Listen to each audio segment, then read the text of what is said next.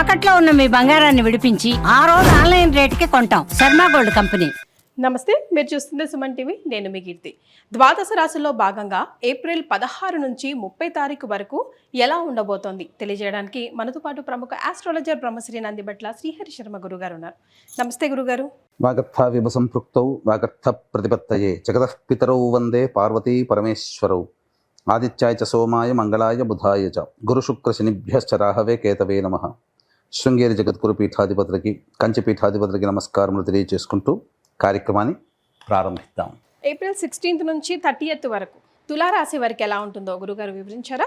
April నెలలో 16వ తారీఖు నుంచి 30వ తారీఖు వరకు ద్వాదశ రాశులలో జన్మించినటువంటి వారికి ఏ విధంగా ఉండబోతుందో తెలుసుకునే ప్రయత్నం చేద్దాం. ముందుగా గమనించాల్సినటువంటిది, వీక్షించేటువంటి సుమన్ టీవీ ప్రేక్షకులు గమనించాల్సినటువంటి అంశం ఏంటంటే, చాలామంది కామెంట్స్ రూపంలో తెలియజేస్తున్నారు, చెప్పినవి కొన్ని జరుగుతున్నాయి, కొన్ని జరగట్లేవు, కారణం ఏంటి అని చెప్పి. ప్రధానంగా శాస్త్రాన్ని అనుసరించి ఎప్పుడైనా మనం వెళ్ళాలి కాబట్టి రాశి మరియు లగ్నము రెండూ ప్రధానమే.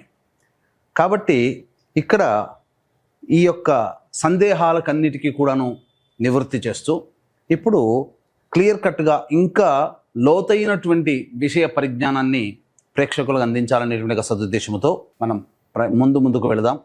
ముఖ్యంగా అందరికీ కూడా గుర్తుపెట్టుకోండి, జన్మ లగ్నం అని ఉంటుంది, జన్మ నక్షత్రాన్ని బట్టి రాశి ఉంటుంది. కొంతమందికి date of birth, time, place తెలవవు. కాబట్టి పేరులో మొదటి అక్షరం ఏది ఉంటుందో దానిని బేస్ చేసుకొని ఆ రాశిని మనం చూసుకోవాలి. అయితే నామ నక్షత్రంలో కూడా చాలామంది పొరపాటు పడుతున్నారు.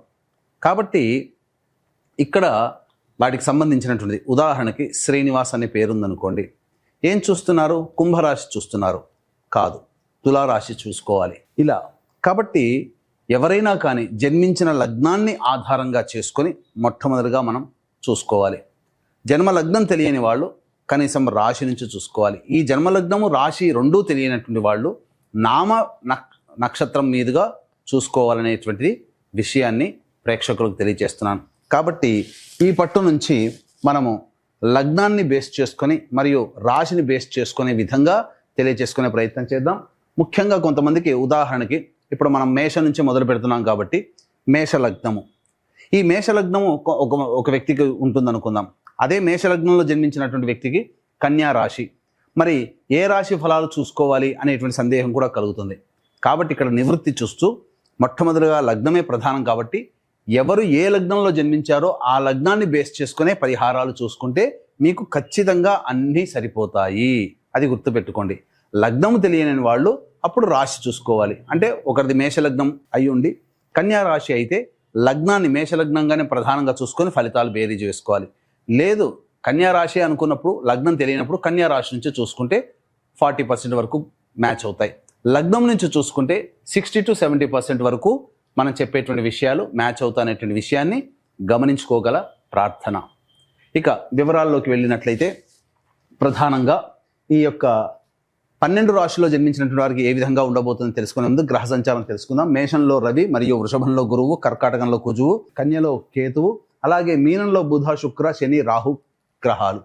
కాబట్టి చాతుర్గ్రహ కూటమి 30వ తారీఖు వరకు కూడా ఉండబోతుంది అనే విషయాన్ని గుర్తుపెట్టుకోవాలి.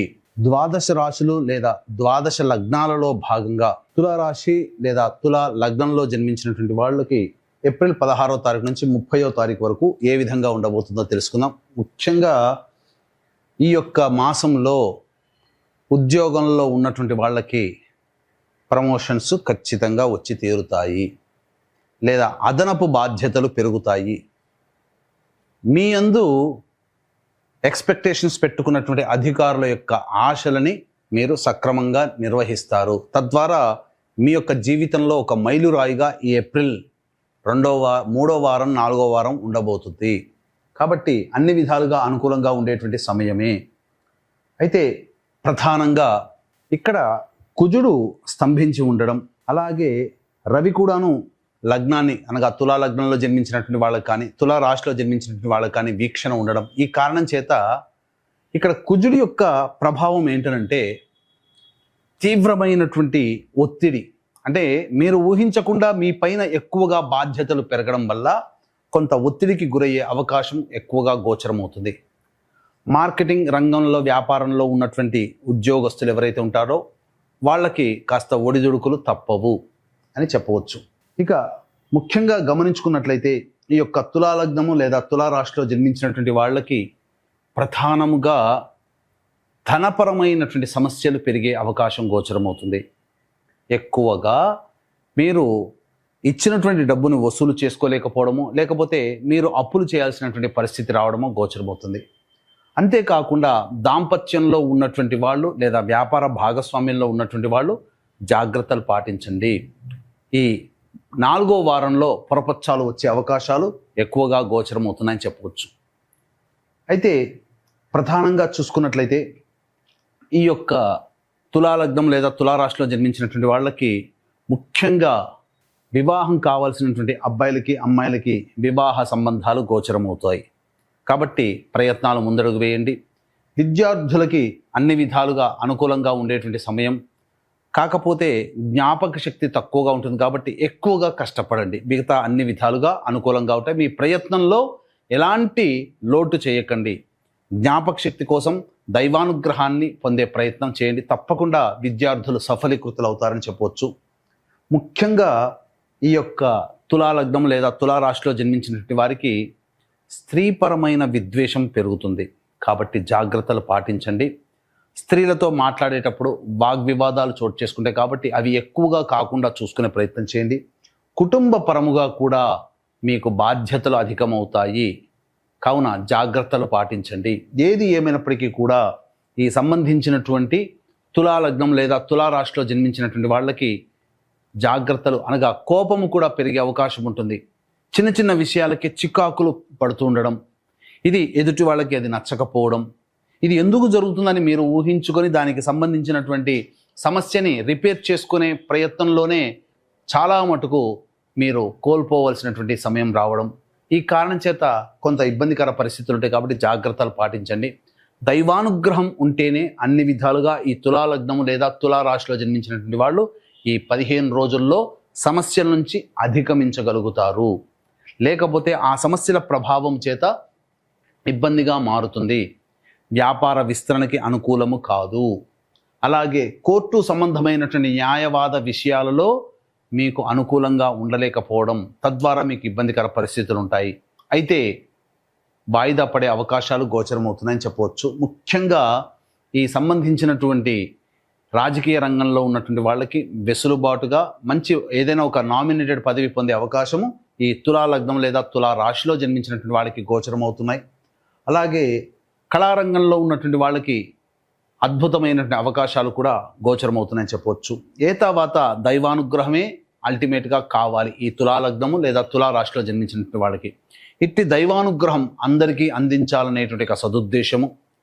మరియు ఈ విశ్వావసునామ సంవత్సరం 12 మాసాలు అనగా ఈ విశ్వాసనామ సంవత్సరం మొత్తం కూడా మీ యొక్క సంకల్పం నెరవేరాలి, మీ జాతకరీత్యా ఉన్నటువంటి దోషాలు తొలగిపోవాలనే సదుద్దేశంతో 12 నెలల పాటు మీ యొక్క సంకల్పం నెరవేరడం, సంకల్ప సిద్ధి హోమాలు, అలాగే సర్వదోష నివారణ పూజలు హోమాలు అనేటువంటివి చేయించడం జరుగుతుంది. విశ్వేశ్వరుని యొక్క ఆజ్ఞ మేరకు ఏప్రిల్ 18వ తారీఖు రోజున ఈ కార్యక్రమం కాశీ క్షేత్రంలో మొదలవుతుంది. అవకాశం ఉన్న వాళ్ళు ఇట్టి కార్యక్రమ తదనంతరం కాంటాక్ట్ చేసి ఈ కార్యక్రమంలో ఎలా నమోదు చేసుకోవాలో తెలుసుకోవచ్చు. ఇక ఆలస్యం చేయకుండా 16 నుంచి 30వ తారీఖు ఏప్రిల్ వరకు తులా లగ్నం లేదా తులా రాశిలో జన్మించినటువంటి వాళ్ళకి ఏ విధంగా ఉండబోతుందో తెలుసుకునే ప్రయత్నం చేద్దాం.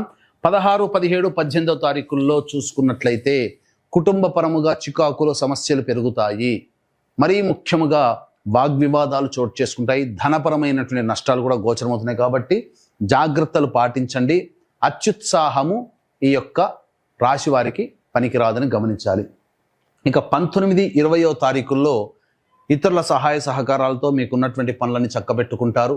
ముఖ్యంగా ధనపరమైనటువంటి సమస్యని తీర్చుకుంటారని చెప్పవచ్చు. కొత్త వ్యక్తుల యొక్క పరిచయం మీకు జీవితంలో మలుపు తీసుకురాబోతుంది.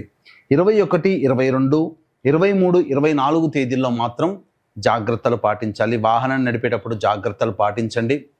అలాగే వాహన మరమ్మతులకి, గృహ మరమ్మతులకి ఎక్కువగా ఖర్చులు అవుతాయి. మరీ ముఖ్యంగా మీ ఆరోగ్యం పట్ల శ్రద్ధ వహించండి. జ్వరము సంబంధించినటువంటి అలాగే కీళ్ళ సంబంధించినటువంటి వ్యాధులతో ఎక్కువగా ఇబ్బంది పడే అవకాశము గోచరమవుతుంది. ధనపరంగా కూడాను సమస్యలు ఎక్కువగా ఉంటాయి. ధనం కూడా ఖర్చు అవుతుంది. 25, 26, 27, 28 తారీఖుల్లో దంపతుల మధ్య ప్రపంచాలు వచ్చే అవకాశం ఉంటుంది కాబట్టి జాగ్రత్తలు పాటించండి. మరీ ముఖ్యముగా ధనంగా ఉన్నటువంటి సమస్యలు తీరుతాయి, రాని బాకీలు వసూలవుతాయి, అన్ని విధాలుగా ఆనందదాయకంగా ఉంటుంది. 27, 28 తారీఖుల్లో మాత్రం మీకు ఉద్యోగపరంగా అభివృద్ధి అనేటువంటిది ఉంటుంది. 29, 30 తారీఖుల్లో మాత్రం మీరు ఇతరులతో వాగ్వివాదాలు చోటు చేసుకోవడం కానీ, ఇతరుల వలన సమస్యలు మీకు కలగడం కానీ జరుగుతాయి. ఫుడ్ తీసుకునేటువంటి ఫుడ్ పాయిజన్ అయ్యే అవకాశం ఉంది కాబట్టి జాగ్రత్తలు పాటించండి. అనవసరంగా బయట ఇతర ఫుడ్ తీసుకునే అవకాశం చేసుకోకుండా ఉండండి, మంచి జరుగుతుంది.